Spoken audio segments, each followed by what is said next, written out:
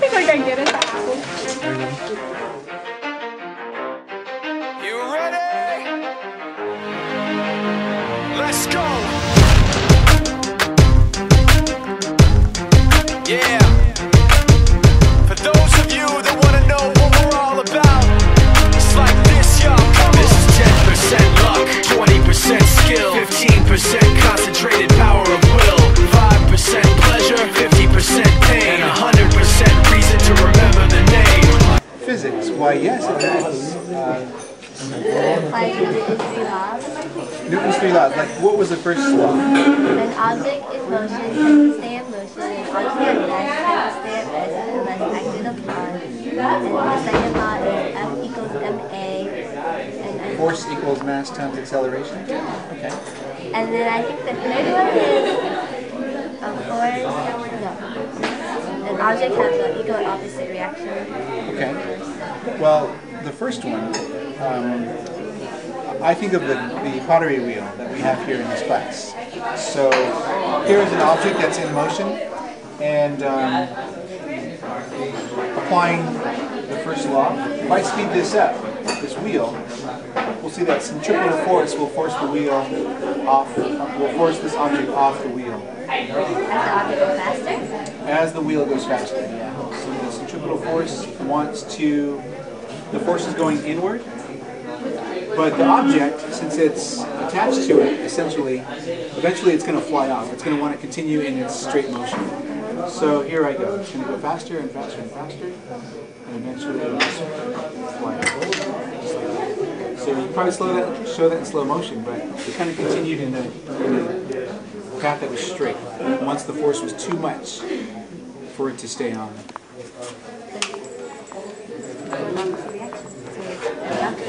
Yeah. Acceleration, right? So in art, we can use a tool here. The acceleration is the blade.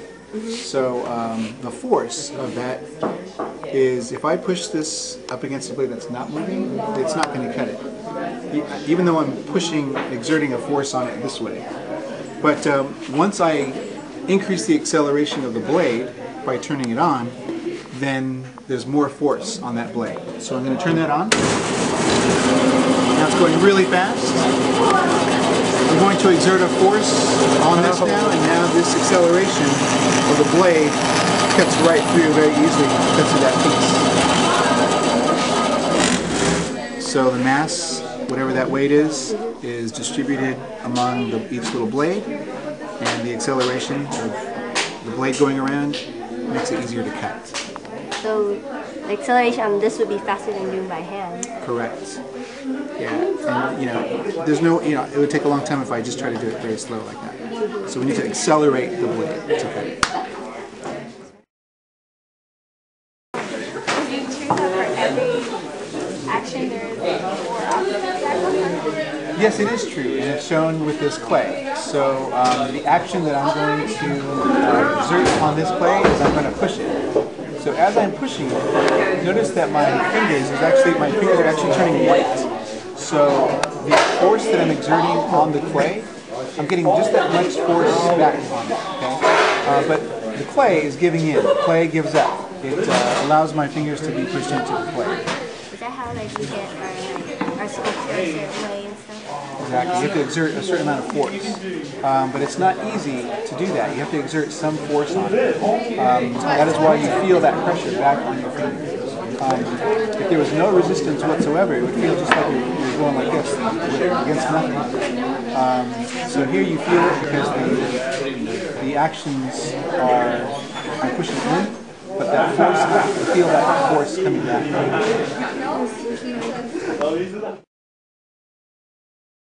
How is clay used in the third law of Newton? Okay, clay is used in the third law of Newton because force is exerted on the clay, you press on it, and the clay presses back on you. That's why it's not that easy to squish it into 2 pieces.